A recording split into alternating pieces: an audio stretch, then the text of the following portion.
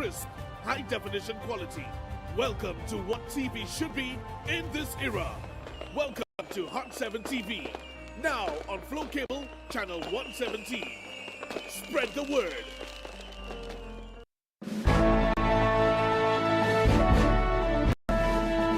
In the headlines, new emergency center planned for former Victoria Hospital site, and the sports minister explains why he is not pressuring Julian Alfred to compete in the Commonwealth Games.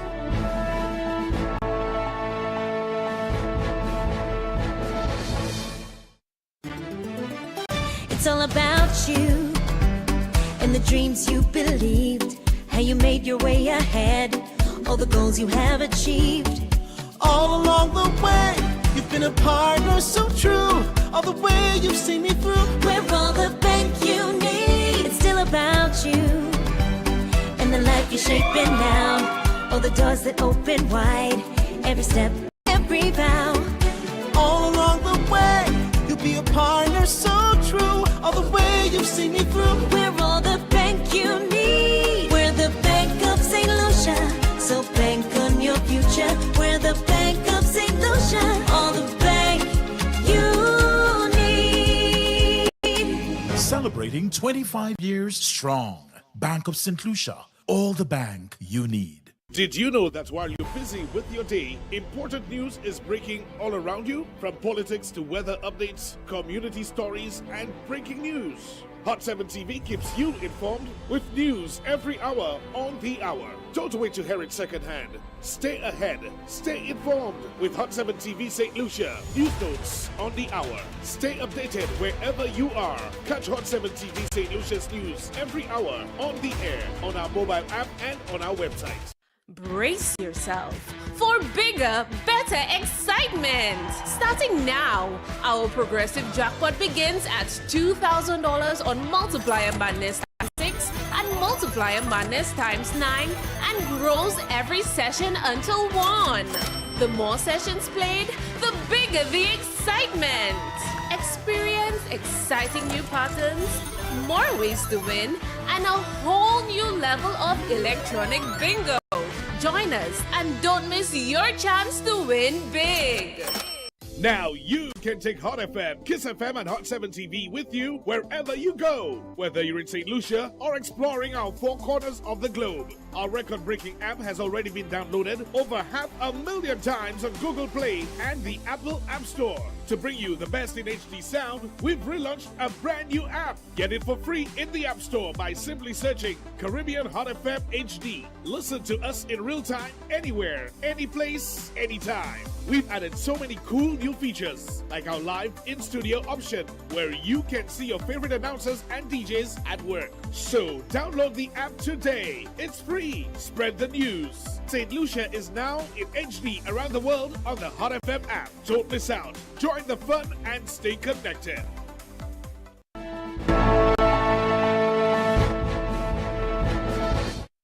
Good day, St. Lucia. It is Thursday, August 13th, 2026. I am Daniela Edwin, and this is your Hot 7 TV Midday News.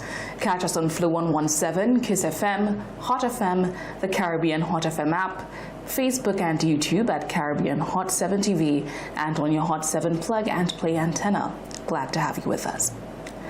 We begin with healthcare. Prime Minister Philip J. Pierce says tenders for a new emergency center at the former Victoria Hospital site are expected to be issued in September, adding to emergency services already available at the OKU Hospital. The project is part of government's plans to expand healthcare services despite criticism from some quarters. Prime Minister Philip J. Pierce says tenders for a new emergency center are expected to be issued in September 2026 as government moves to add another facility to the emergency services already available at the Owen King EU Hospital. Speaking in the Honorable House of Assembly on Tuesday, August 11th, the Prime Minister said that the Dr. Winston C.V. Paris Medical Complex, formerly known as the Victoria Hospital, will be converted to accommodate an additional emergency center. The facility is expected to complement existing services at OKEU and provide another location for patients requiring urgent medical attention. By next month, tenders are going to be out for the construction of an emergency center to complement what's at the OKU, Mr. Speaker, at the Dr. Winston C.V. Paris Medical Complex, Mr. Speaker. Work is going to start there, Mr. Speaker, if not in September, surely in October, Mr. Speaker. The old Victoria Hospital will be converted into another emergency center for emergency treatment, Mr. Speaker. Pierre said that the project is part of a continued work to improve healthcare services across St. Lucia. The people who believe that they can say to people that there's nothing happening in health, Mr. Speaker, tell them that as we speak, dialysis is happening at the St. Jude Hospital, Mr. Speaker, as we speak. He also pushed back against negative reactions to the development, criticizing those he believes are opposed to progress in the health sector. These people are so hateful of progress and so hateful of St. Lucia. You know, they're wishing that the hospital burn again. Mr. Speaker, this is sad. And even, Mr. Speaker, you know, this is a very sad situation for a government that tried to build a hospital and failed. Another government is building a hospital, Mr. Speaker. You are hoping and praying that the fire catches there. With tenders expected to go out next month, the focus will now shift to getting work done at the former hospital site. For 7 TV News, Josiah Bisset reporting. The Prime Minister is also weighing in on road safety. He says government can do its part, but responsibility starts behind the wheel. While authorities continue adding measures such as barriers and highway bollards, PS says these efforts will have limited impact if road users do not change unsafe behavior. Minister Philip J. Pierre says improving road safety cannot be left to government alone, as motorists must also take greater responsibility for their actions behind the wheel. First of all, there's personal responsibility. And that is what we seem to be missing all the time. Personal responsibility. He pointed to instances where road safety measures introduced by authorities have been damaged or destroyed, making it harder to protect road users. Pierre says while government will continue investing in practical measures, including barriers and new bollards along the highway, these efforts can only do so much without responsible behavior from motorists. Have you noticed the amount of barriers that have been mashed up? People driving them, you know, they mash it up, they're driving them. I mean, you have to be realistic. I mean, we say things that sound, well, I'm not saying you. When it comes to attacking governments, we find it very easy to attack governments. Put barriers, put lights with it. Have you seen the number of barriers? Go to Sanssouci, just by the SAB. There's a barrier there, you see where it is? A vehicle had gone there, you know. Drive on the Calvary. The barriers there, you know. The fellas enter them. Pierre also acknowledges the need for more soft measures, including the addition of more barriers along the roadways. He stated that the government has already begun implementing such measures and will continue to add improvements to road intervention. Among these measures is the addition of new bollards along the highway to protect road users. So I agree there's need for more barriers. If you notice, the Minister of Infrastructure started remarking of the Grocery Highway. You notice that? Right. All the new roads that we've built, they've been marked. The Chaussee Road was marked. The new roads have been marked. But we need to have more barriers, but we also need to deal with personal responsibility. But we're going to be embarking on, if you notice, the bollards on the highway have been replaced. Right? These things are soft measures that have been taken. But the main measure is personal responsibility of the drivers who use our roads. But we are going to be increasing our soft measures, road marking, barriers, etc. The Prime Minister reiterates the need for greater responsibility and adds that measures introduced by authorities can only go so far if motorists and other road users do not take personal responsibility for their behavior on the roads. For Hot 7 TV News, I am Ethne Brown reporting. Turning now to foreign affairs, St. Lucia and the United States have reached agreement on the operating procedures for a deal that could see certain third country nationals transferred from the U.S. to St. Lucia. But Foreign Affairs Minister Alpha Baptist says the arrangement is not an automatic transfer program, and the government is still awaiting Washington's response to a package outlining St. Lucia's financial requirements. During Tuesday's sitting of Parliament, Foreign Affairs Minister Alpha Baptist said St. Lucia and the United States had agreed on operating procedures for a Memorandum of Understanding MOU concerning the possible transfer of certain third country nationals from the United States to St. Lucia. Baptist said the agreement followed discussions in 2025 when the United States approached St. Lucia and other Eastern Caribbean countries about cooperation on immigration matters. He clarified that the agreement was non-binding and that any proposed transfer would remain entirely at the discretion of both governments. The MOU was signed in Washington by St. Lucia's ambassador to the United States. The purpose and scope of the MOU are to memorialize a non-binding understanding between the governments to facilitate the transfer of third country nationals from the United States to St. Lucia. The MOU further states at Section 2.1, the government of the United States of America may, in its complete discretion, propose to the government of St. Lucia the transfer of such third country nationals. And the government of St. Lucia may, in its complete discretion, consider accepting such a proposal in whole or in part. The MOU requires both governments to develop clear procedures for carrying out agreements. Under its terms, individuals transferred from the final or explicit removal orders and receive medical clearance from the U.S. Department of Homeland Security.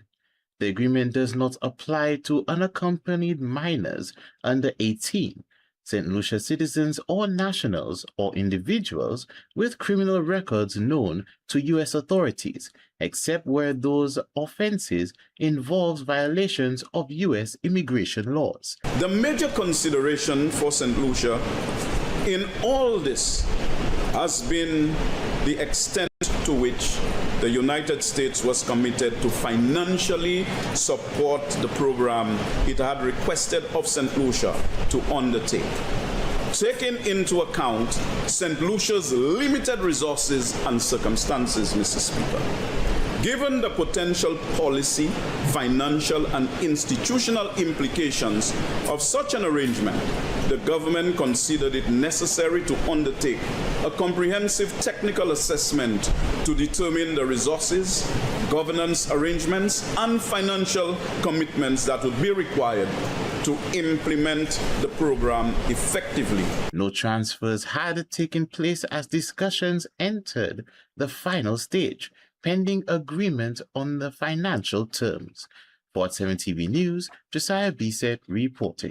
Stay with us after the break. The sports minister sets the record straight on Julian Alfred, a push to grow your own food, and St. Lucian swimmers head to Trinidad. We'll be right back.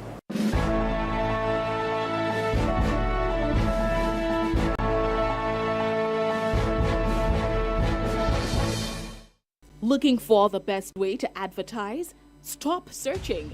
Hot 7 TV gives you more reach, more impact, and more value. Get your business in front of the right audience and watch your sales soar. Don't miss out. Call 452-6040 today and take advantage of our exclusive advertising packages. Hot 7 TV, smart advertising for smart businesses.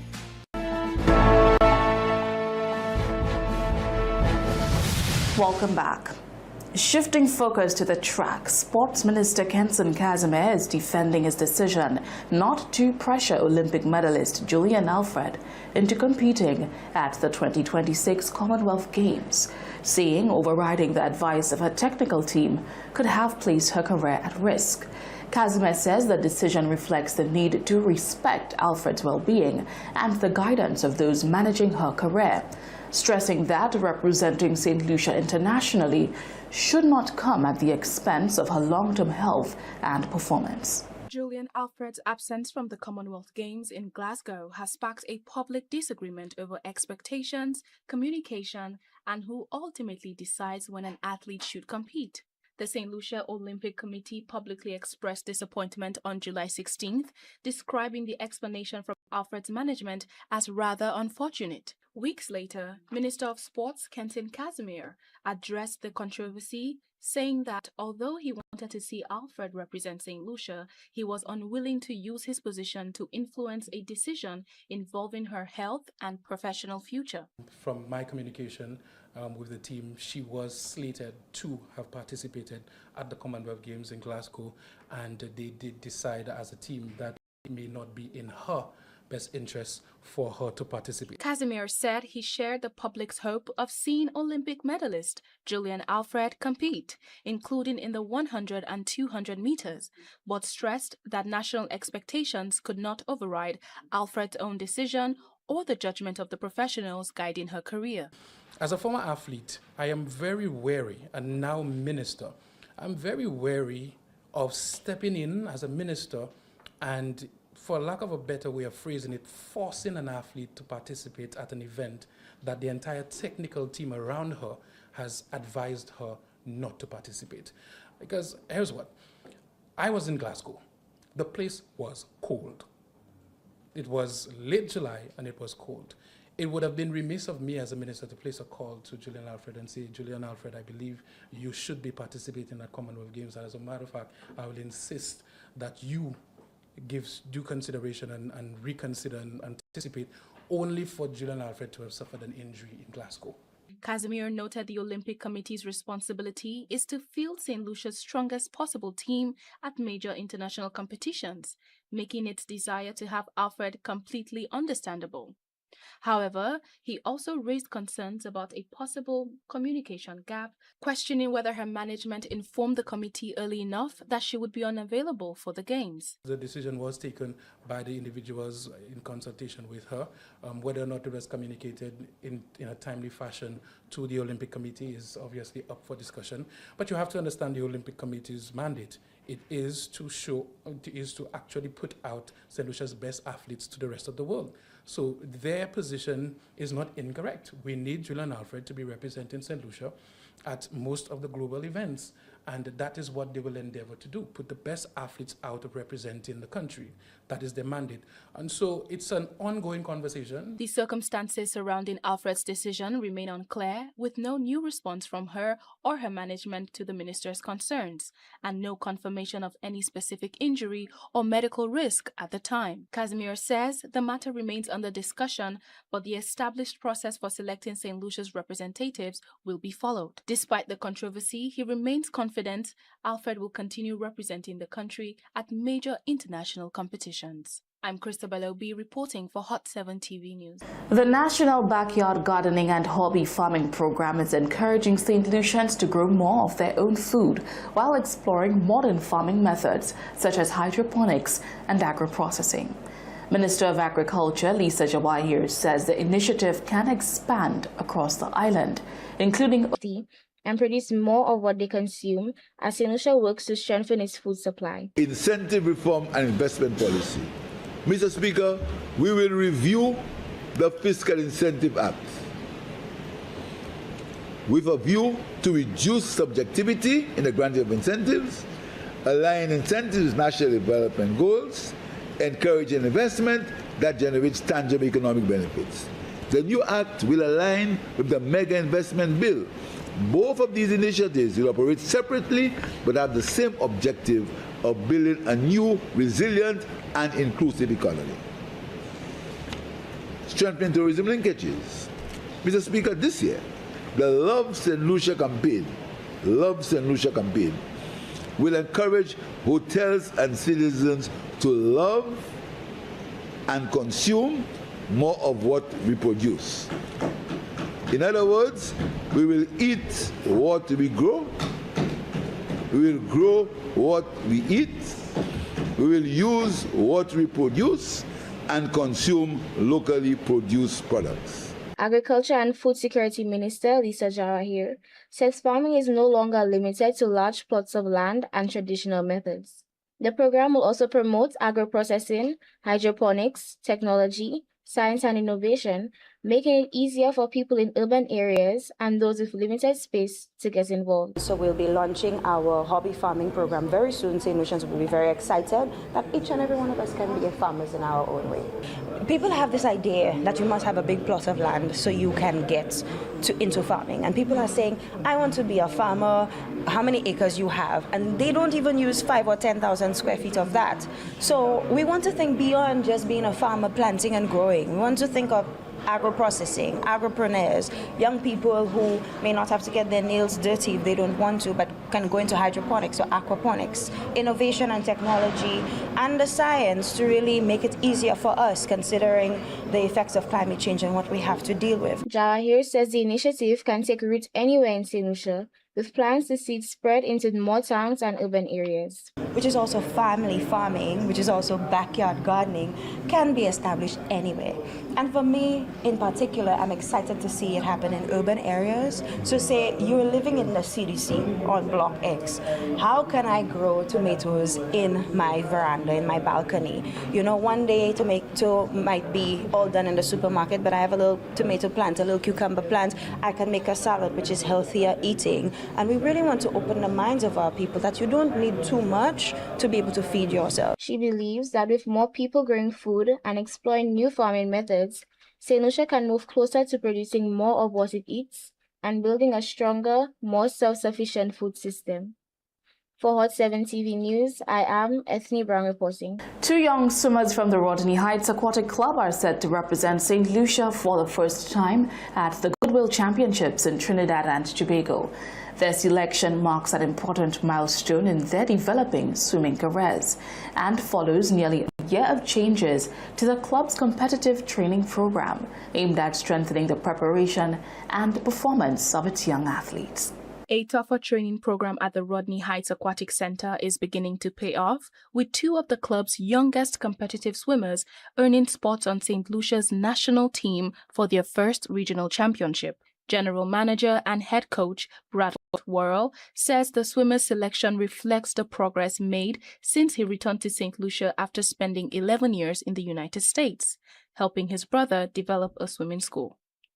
Under his guidance, athletes who once trained 2 or 3 times a week have gradually increased to as many as 6 sessions, with greater focus on fitness, technique, confidence, and race performance. For me, it's extremely encouraging because, we're beginning to see the results of changes that we've been making since I took over the team since mid-August last year. I've spent the last 11 years in the States helping my brother build a swim school there. And since I returned in the capacity as general manager and head coach. And, at the time that I returned, our competitive swimmers were generally training 2 to 3 times a week. And coming back from competitive swimming background myself, I knew that we wanted our swimmers to become competitive nationally and regionally. And so we needed a gradual increase both in the consistency and the quality of their training. The demanding schedule has also pushed the young swimmers to find the right balance between school, training, nutrition, and recovery. With the Goodwill Championships approaching, their preparation has included physical conditioning, race strategy, and mental preparation as they get ready for their first appearance in national colors. In the pool, we focus heavily on their technique and their conditioning, their race preparation, and building their confidence. And I'd say one of the biggest things we're trying to teach them is that becoming a better swimmer isn't simply about doing more practices. What we do during those hours in the pool is important, but so is what happens outside of the pool. how they eat, how they sleep, and how they recover, and how we manage the schoolwork and the habits. Rodney Heights Aquatic Club is also expanding its athlete development program with plans for academic support, study sessions, strength and conditioning, better nutrition, and improved recovery. The aim is to help young swimmers develop both in the pool and beyond it, with discipline and education forming part of their journey. The Goodwill Championships run from Friday, August 14th to Sunday, August 16th, with the two Rodney Heights swimmers expected to compete through Saturday afternoon. Supporters can follow the action at a public watch party and fundraiser hosted in partnership with Kibi's Restaurant and Sports Bar, beginning at 6 p.m. Friday and continuing from noon to 5 p.m. on Saturday and Sunday as Team St. Lucia takes on the region. I'm Christabel Obi reporting for Hot 7 TV News. That's your midday news for Thursday, August 13th, 2026. Join us again at 6:45 for the Hot 7 TV Nightly News. Until then, have an amazing day.